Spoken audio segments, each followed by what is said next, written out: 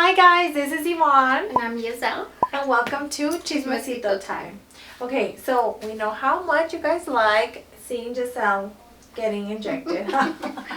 See me suffer. Yeah, so we've been numbing her face for about 45 minutes so that she doesn't feel anything and she can talk, because the last time she was in so much pain she couldn't talk. I get so nervous. I don't know why. I feel like I have a high pain tolerance, but at the same time, when it comes to needles, I get a little nervous. Yeah. But it doesn't really hurt. It's just my nerves. Yeah. I need my stress ball. Oh, let's find you a ball. She's like, no. Okay, also we're gonna talk a little bit about, I guess not how I started injecting, but I guess just kind of building your confidence as an injector. I know that a lot of people, I do get messages from people sometimes asking how to become injectors. I can't give you I don't have a path how I did it. I mean, I can tell you how I did it. And then right now I know the industry is changing, so I know it's hard to get in this field and a lot of people are wanting to do this. But I can tell you how it happened for me. And then, we are working in something where I'm going to be training some injectors to become, some nurses to become injectors. But, everybody, chooses the way they want to do it. I think that in this industry, you need to, it's hard to get in it. But once you're in it, just practice makes perfect. And that's how you're going to build your confidence. So today we want to talk a little bit about my journey as an injector. I've been injecting for 11 years. And I get a lot of questions about, how to become an injector. There's no secret formula, but I can share some pearls of wisdom that I've learned. But yeah, just the way you become confident as an injector, I guess. But I guess just practice, practice makes perfect. And I'll tell you how I got started, and then I'll be injecting Yezzel meanwhile. And if you guys have questions at the end, we can always address them for next episode. I have a question. So how many faces do you think you've touched? Man, that's a hard one. Okay, so I've been injecting for 11 years. Let's think. I see about, And then at the end of the episode, we can circle back and then have a more accurate answer. But right now, a wild guess. I mean, if I see at least 10 patients a day, at least. There's days that are busier, times 5, so 50 a week. That's 200 a month. Okay, let's do the math. Times 12. Your little mathletes, help me out. 2,400 a year for 11 years. 26,000. And I mean, this is 26,000 times that you've injected. Right, some are repetitive patients. Right. Yeah, that's a lot. I didn't even think of that. When I started injecting, I got hired by a very known plastic surgeon in El Paso, and he hired me with no experience. I've talked about this before. And that's where I learned, everything that I know now. And of course you never stop learning. But when I started, I did have to also take the role of an esthetician a little bit. So I was a nurse, so I wasn't used to doing esthetician stuff. And I did do some facials, I did do some lasers. So anything that kind of filled up my schedule. So I did a lot of that. But by the second year, I was basically strictly doing injectables, just because thank God the patients started liking my work, and then they would request me. At that point, the physician was like, you know what? I want Yvonne just doing injectables, no more facials. And that's when I went strictly to injectables. So I guess for the last 10 years, I've only been doing Botox and fillers strictly. So it's been a long time. It's a lot of experience. And of course you get confident. But I do still think that you have to have the gift of injecting. I'm not saying that you can't get good with practice. But I think sometimes you just have that gift. Yeah. Some people have it and some people don't. Yeah. Yes, I honestly do believe that. Because even the way... Okay, me from a patient, I can't even imagine how nerve-wracking it is to be working on someone's face, Yeah. And because it's not so easy, everybody has different shapes of lips, and or everybody has different shapes of eyes, so I'm sure it's hard to, in the beginning, for someone to come and say, hi, I want my lips done like Kylie Jenner or her.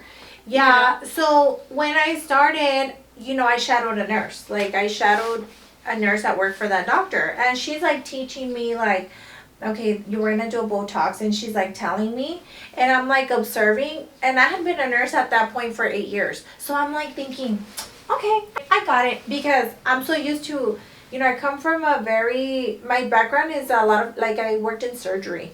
So in surgery, it was just very fast paced. It was more like you see one, you do one, you teach one. It was just scary. Yes.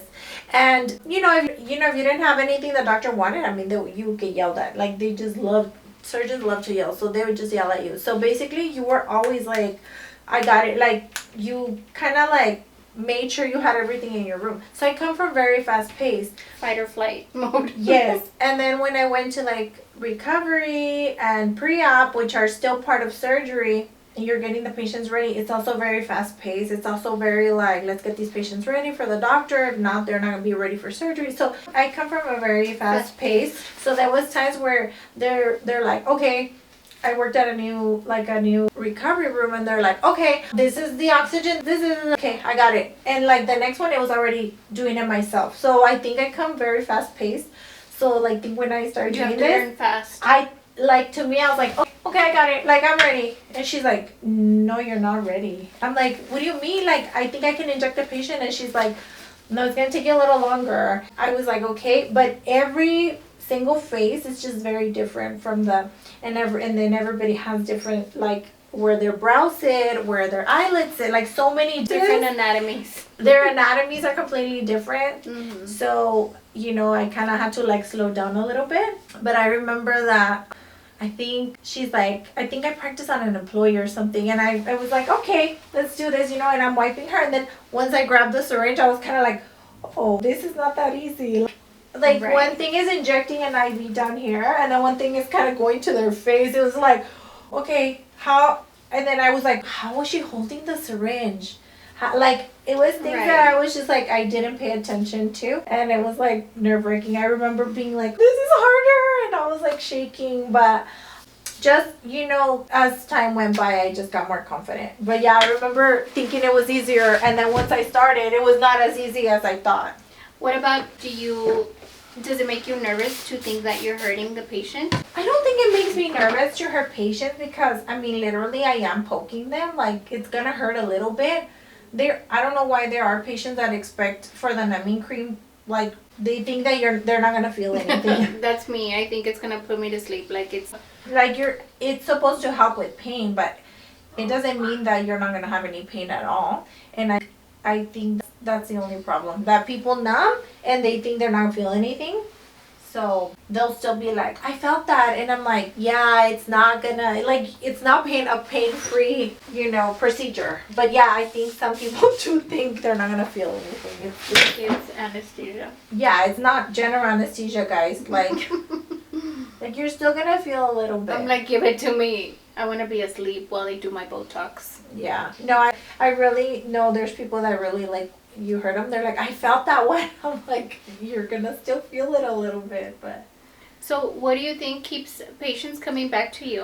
And what do you think they love about your work? I think they do like my work, don't take me wrong, but I think they also love the interaction. Like, I feel like you can get your Botox in a lot of places, but like, I think the fact that I listen to how they want their Botox, like I remember, like, you did this, you did that, they kind of like how I did their Botox, but also like the interaction.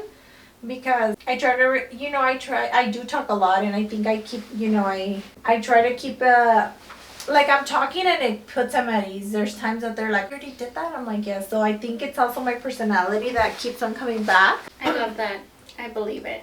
Yeah. Sometimes we can hear Yvonne from the other rooms, but it sounds like they're having so much fun, and we get FOMO. I'm like outside, like, she's been in there for a long time. Why? No. They're having too much fun in that room. Yeah. So right now I'm not taking new patients just because I do have very loyal patients, but also like I want them to be able to find appointments like a little bit sooner. I don't want them like, if they had to move their appointment, they can't find a new appointment. So that's the reason I'm not taking new patients. But since I know them, like it just becomes really like fun. Like, I already know them, I already know their kids, I already, so we're just kind of catching up. It feels like therapeutic. Yes. So like right now I'd be like, my God, how is, Landon, or how is he? And, I'd be asking her about her sons, like if she was a real patient. and just kind of like, oh my God, how's work? How, you know, like, I don't know, I really want to know because I know where she works. So I try to remember where they work, all that stuff. So yeah, it makes How's it your fun. ex? Have you talked to your ex? Are you back with him? How is that? Beep. I'm just kidding. Okay. Also, okay, so I have another hard question for you. Okay, raise as high as you can. Okay. Tell me. This is the part where I can't talk. Yes, you can. Okay, tell me. Okay, so, of course, it's not always rainbows and butterflies. Yes.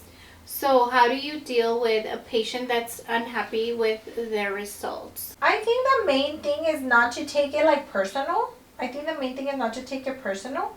Sometimes like their wording could be wrong. Especially like, you know, they have to tell my front staff first, like, you know, my front staff comes, she said, you know, this, so it's like a telephone. So sometimes like my front staff will be like, hey, the patient said this, and then I'm like, okay. And when I walk into their room, she's like, no, I meant this. So first of all, you gotta like be clear. Like you walk in and you're like, oh, you know what's going on, Yezzel? Like, so let's role play. Yeah. Okay. Like, so I'm a patient and I love you and I love your work, but I am not happy with my results. I got lip filler. So I come in, I'm like, you know, I got lip filler last week and I feel like this side is way bigger than this one. What do you think? So usually for lips, the swelling can take up to 2 weeks. So sometimes it can be a little bit of swelling, but like I told you during your injections, like it takes up to 2 weeks. But if at 2 weeks they're still a little bit uneven, I can fix that for you.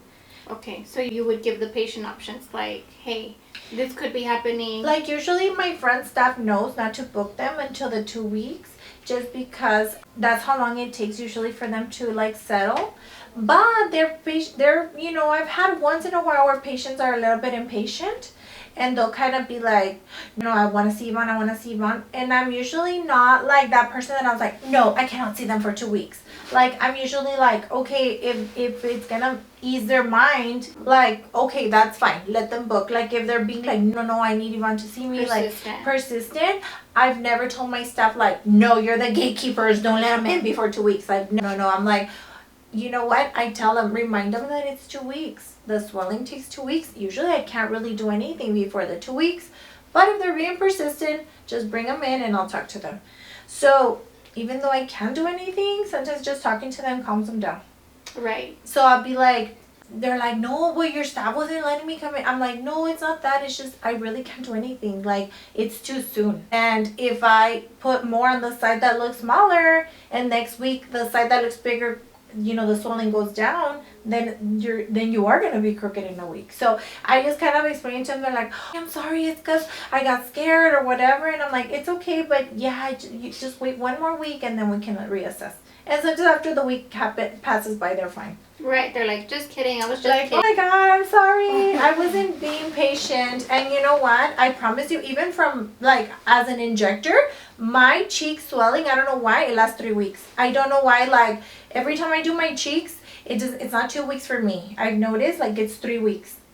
So even after 2 weeks, I'm like, this one looks bigger. And then I'm like, I've noticed that mine takes 3 weeks to settle. So by the 3rd week, I'm like, yeah, they look even. So everybody's different. Yes. I'm sure we get that a lot more with Botox, right? Because I think we're all impatient. Yes. And we don't know how to trust the process. Yes. So speaking of that, how do you feel like social media impacts the results that people want? They see all these injectors post things on social media.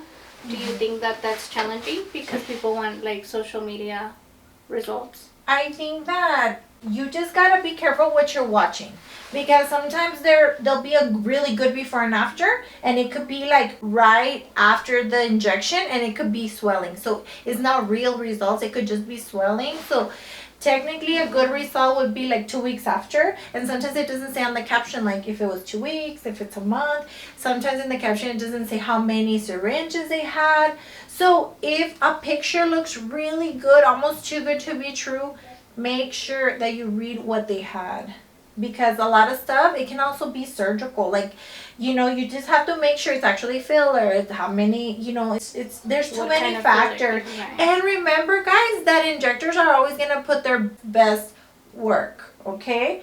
I have noses that are like, I put just a tiny bit on the tip and it's like Whoville. They're like lift, they're super cute. And then there's patients that I try to lift their nose and it like barely lifts. It takes time. Yeah. So depending on the person's too, like anatomy, like yes.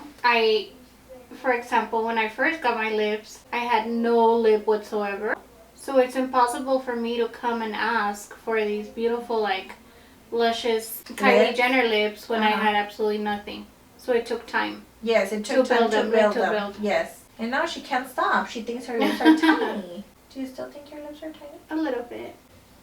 These hurt a little bit, guys. Yeah, every now and they hurt a little bit. I think, too, that online, obviously they don't put... they put the before and after pictures, but people forget too. You said sometimes they might put it right away, and yes, for lips, obviously, if they put it right away, it gives you that super plump. But on the opposite end, sometimes they put a before and after for like filler or things that they got, and they don't show the process, like you do bruise, Yes. They took those pictures maybe 2 weeks after. So we're thinking, I got these results immediately. What if that patient also went through her ups and downs? Like they don't know if the patient was calling, I look too boxy, I look like you don't know what they went through to get to that second picture. Right. Yeah. So it could either be too soon that they post the picture or they waited the 2 weeks without posting the bruising and the process of it. Like it's like you say, it's true. We put our best stories on Instagram. Yes. Yeah, always. We only put the ones that we look good and stuff. Am I putting Botox here? Yes. Here, yeah. Go like this for me. So these are her DAOs. These are her muscles that pull her lips down. And they're going to go up. I don't know why I always say that one backwards. What about my nostrils? Yes, that's right. Yes, I forgot. Okay, so we do her little nostrils so they don't flare out so much. These do hurt, guys. I'm sorry. They hurt no matter what. We numbed her a little bit. Did it hurt bad? A little bit. Not too bad. We're trying to holding on to the mic. Helps. Yeah, I don't know why the nostrils, they hurt, but they make a big difference. Look at them. Yes. Oh my God, that would hurt. Let's do your bunnies actually, and no lip. Talk about your lip later. Okay, that's it. Yeah, I didn't know why the nostrils are so painful. Okay, we're gonna put a little bit of skin weave under her eyes to get rid of some of those little lines under her eyes that she doesn't like. So we're gonna be putting skin weave under her eyes. The last time we did a syringe, she loved the results. So that's why we're doing a second one, right? Mm-hmm. Yeah, those always make people cry, the nostrils. But I'm not crying, it's just like tearing up. Yeah. So I'm bien delicada. Okay, real quick. Should we do my skin weave now or should I wait? No, let's do it. Yeah. Okay. We're just gonna do a little bit like under her eyes so that they're a little bit smoother. And then even I can still get the soft wave over here. Doesn't matter. Yeah. I'm all chickening out. I'm like, should we just not do it after? So we're gonna be doing Yezzel's under eyes, but usually before I start with any injections, I usually sit down in front of them and I do like a little consult and I ask them like what their concern is or what brings them to, here. Yezzel used to be very hollow under her eyes. We had done one skin weave before and she loved it. So we're doing it again because I feel like we're almost there. But it helped a lot her under eyes. So basically, if it was you all or because skin weave, anybody can use skin weave, even if you're 20. Like, it's really good for skin hydration. You know how sometimes we smile and our under eyes look a little dehydrated? So that's why Yezzel's getting it for. But usually when they're scheduled, I'm kind of like, okay, you're scheduled for skin weave, what's bothering you? And then she'll tell me what concerns everyone. Okay, so speaking of that, we know what concerns me as a 40-year-old patient. What can possibly concern a 20-year-old? I mean, I literally, one of my friends' sons that was 18 right away, he had like sunken under eyes, and I think he asked his mom, can you ask Yvonne if so they do notice those things. And they do go on TikTok and they're like, what can I do for my under eyes or what, sometimes TikTok will tell you. Yeah. Even my son asked about peptides the other day. And so You're like, how do you know? Yeah, I'm like, how do you know about peptides? And the other day too, we had someone here and her daughter was asking her like, please mom, I really want to get my lips. And she's like, well, you're not even 18 yet. Like, so there is concerns, in high school. I was asking Paulina earlier, like, you're so young, what could possibly concern you? We know that a lot of younger patients might have concerns with like acne and stuff like that with like skincare, but what other concerns when it comes to filler and Botox? Do you recommend Botox for a younger crowd? Well, first of all, Botox is not FDA approved for anybody under 21. Okay. First of all. So if you're doing Botox under 21, it's considered not like off label. So if somebody under 21 is getting like Botox, like there's no studies on it. Just so you know. Okay. So it's considered like off label. So 21, okay, so let's talk about 21 and over. Okay. Do you recommend Botox for 21 and over? I think it depends. Like, I don't think they need it, but I feel like it's more like if they're looking for a certain look, like a brow lift, their top lip kind of tucks in, we can do a lip lift. So, honestly, I think that they don't need it, but aesthetically, if they want to do it, I think it would look very pretty, like a lip lift, a little brow lift. I mean, there's 21-year-olds that they have saggy eyelids, like, genetically. Right. So I don't think I'm against it. I just, do they need it like for wrinkles? No. Like preventive. So when is a good age to start using Botox as It's everybody's preventive? different. I've seen 25-year-olds that I'm like, yeah, they need it because before they, I've seen 30-year-olds, they don't need it. So it's like, it just depends. But I think a good age is always in your, 30 is a good age, but like I said, there's 25-year-olds that I'm like, yeah, they need Botox sooner because they make a lot of like expression. So it's really hard to say like an actual age. So again, it depends on on each person. Yes. Okay, what about fillers? So we know Botox isn't FDA approved for anybody under 21. Same for fillers. Same for fillers. So basically, if you're getting fillers under 21, you're doing it off label. You're doing it without the companies. Like they haven't done research and they're very like, we don't really against it. Well, not against it, but there's no studies, so they kind of say, hey, it's 21 it's in and your over. own risk. Yes. And the parents, right? And the parents, yeah. So okay. Tell me, are you okay? Yeah. Okay, sorry. Okay, back to the question. So if what? Not insecurities, but I feel like it boosts confidence, when you do your lips. Yes. And it's not so much that we're promoting. I mean, I don't have daughters. I have two, boys. But as a mom, I can't even imagine what I would say to my daughter if like, no, you're too young to get a lip filler. But then also I would love her to have that little confidence boost, you know? I think, like I said, I'm the same as you. Like, I don't have daughters. But I think that if they were blessed with big, beautiful lips, I'd be like, no, leave them alone. But if it's something that they're really small and it's causing them an insecurity, I think I'm with you. I think I would say, let's put a little bit of lip filler if it's going to boost your confidence, yeah. Right. And some might even be the lips, some might be the nose, like, especially again, like it could be for any gender, but especially a girl. Like, I had a patient that said, the mom was like, I'm getting my daughter that for Christmas. She was so emotional and she said, this really changed. I'm so grateful to you guys, And she was so emotional, I swear. She said this changed my daughter's life. But it was such a great transformation. Like, I saw her before, her daughter's before she showed me. The before picture was so insane. Like, her nose, it looked like a completely different nose. It looked like she had gotten surgery on her nose. A rhinoplasty, and it was just with filler. So as a mom too, I see where she's coming from. She's like, I'm gonna do this so my daughter can have that confidence. But also, like, I think right now with all the bullying in school and stuff, I think sometimes, like, as a parent, you do want, like, if it's in your hands to get it for your kids, you're gonna do it, Right. Because some people get, like, even for the bumps, like, on the nose, some kids get, like, teased for that. Yeah. Like, if you have a big hump, like, they'll call you all kinds of names. Like, I know I've heard kids call, like, them to can noses or, like, just making fun of them. And it's just a confidence booster, yeah. Okay, ready for part 2? Where do you want me to? Can you see the difference? Because sometimes it's red, but you can't see it that much. But I don't know if you can see it. Yeah.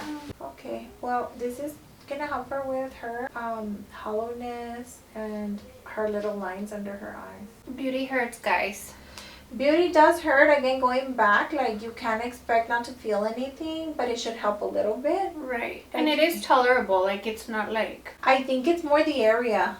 Like, because we're so close and to I it. get, like, ansias But it's not like this unbearable pain. Yeah, but I think this area can be like very nerve-wracking for some people. Like they feel like it's so close to the eye. As much as you think I'm super close, I'm not as close as you all think. It's still considered like the outer rim of the eye. But I think you hear stuff and you feel it, and it's nerve-wracking.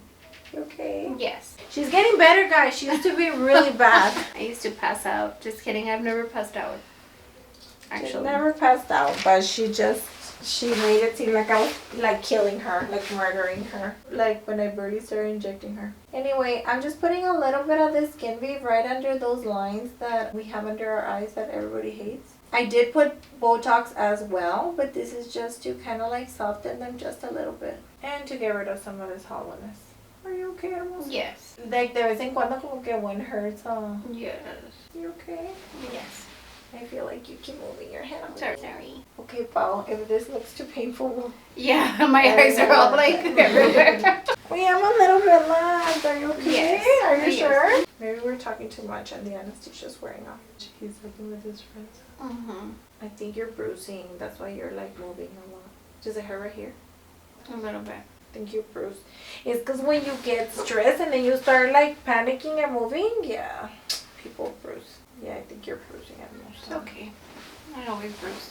Or you think I have a black eye? Pues es que se me hace que no te relajas. I can't see it, but I think you're in a bruise. What? Yeah, like sometimes I relax myself so that I don't bruise. You know what I mean? And you don't. Like she's like this. I'm Like so like stiff and... yeah, you have to relax a little bit. Well, just kidding. When I'm cleaning you up, we'll resume. Are you okay, hermosa? Yes. Are you sure? Is it hurting? No. It's good. Look at how much race this one is on this one. You're in a bruise. Chinga. She's gonna be like, Yvonne beat me up. It's okay. I'll wear concealer. My concealer's hardcore. Okay.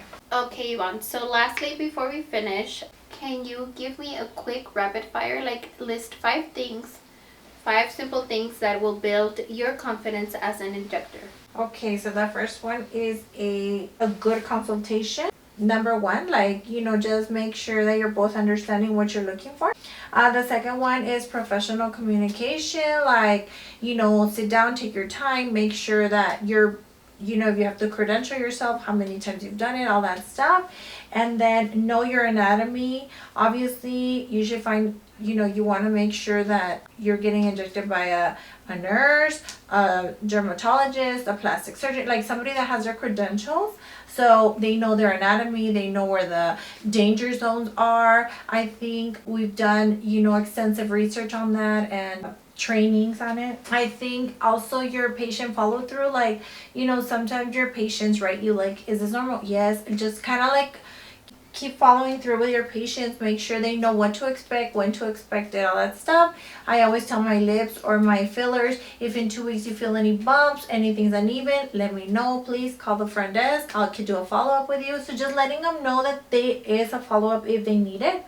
And just practice. The more you do it, the better you're gonna get at it. Like everything else, of course. Yes. You can't just be, I also, one thing that we didn't mention, but you brought it up right now, just kind of want to dive into that a little bit, is like being honest as an injector too. Like Yes. when you say like what the patient expects, but being honest, like, okay, you're not getting these results immediately, like it's gonna take time. Especially if they bring you pictures of like their expectations.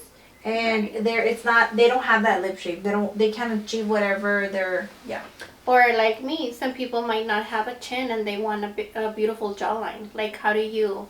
Like, for her, we've been battling these lines Yes. here. And Those have been really hard to battle. yeah. But, I can imagine someone that's like, hey, have you ever seen someone that just needs a chin like implant and they come and tell you like, hey, I want to have the jawline filler and I want to look snatched like this, but then they have nothing to work with.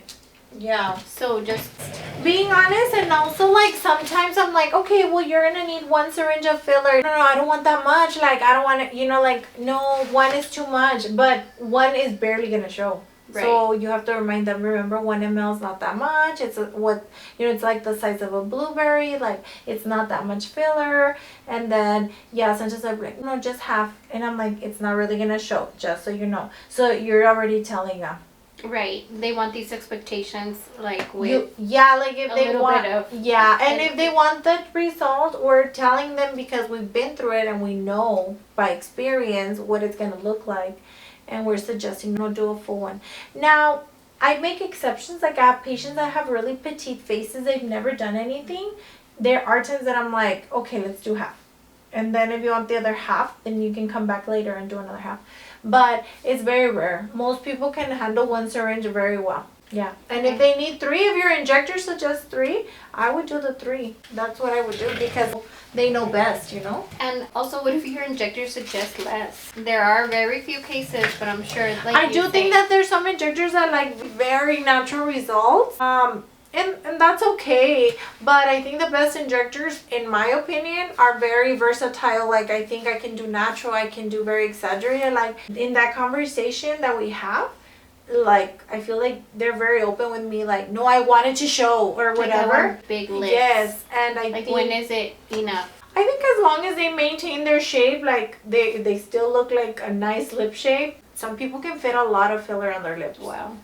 But I think we need to safety, and we need to make sure that you're not just figuring a face. Like, make sure they still have a nice lip shape. Like, as long as they still have a shape. Like, but I've seen big lips and they look beautiful and they want more. At the end of the day, it still fits. And some people have a lot of lip tissue. It's so weird. Like, their lips will hold a lot of filler. So it just depends. Yeah. Cheeks too. Some people love their cheeks, like really high cheeks. That's something I'm scared of. I've been scared of and give you pushback on that. No, I have a patient and she's absolutely gorgeous. I think she's done a lip filler on her cheeks probably every 6 months she gets one. And I mean, her cheeks are perfection. Like, they're just so they're so pretty. But she probably gets a Voluma every 6 months. Wow. And her cheeks are like perfect. Like, they're just so smooth, and she's young, and I mean, I think she's absolutely gorgeous. And she stopped doing her lips a long time ago. I think I started with her lips. I think she got them twice. They're still very nice and plump, but her cheeks are just her addiction. But they look really good because they're a normal part of the anatomy, if that makes sense. Right. Like, they're just, like, some people have their cheeks naturally like that. So it's not like we're creating something like abnormal. Like, a lot of people think that they're her cheeks. Because they're just like, some people are born with really nice cheeks. You know what I mean? Right. So as long as you're not creating something that's like... that looks abnormal. Yeah. Okay. Yeah. Yes. Thank you so much for all your tips and yes, of course, confidence boosting. Yes, I love my job. I'm very blessed that I get to make people like more beautiful every day. So I love it, guys. Well, thank you for watching. If you guys have questions, our staff in the front is super knowledgeable. So sometimes they can also guide you which way to go. And our injectors are super knowledgeable. So any of our injectors will take care of you and they'll do such a good job. I trust them with my face. I think you're in good hands with any of the girls here. And we can't wait to hear from you. And we'll be seeing you soon. Bye. Bye.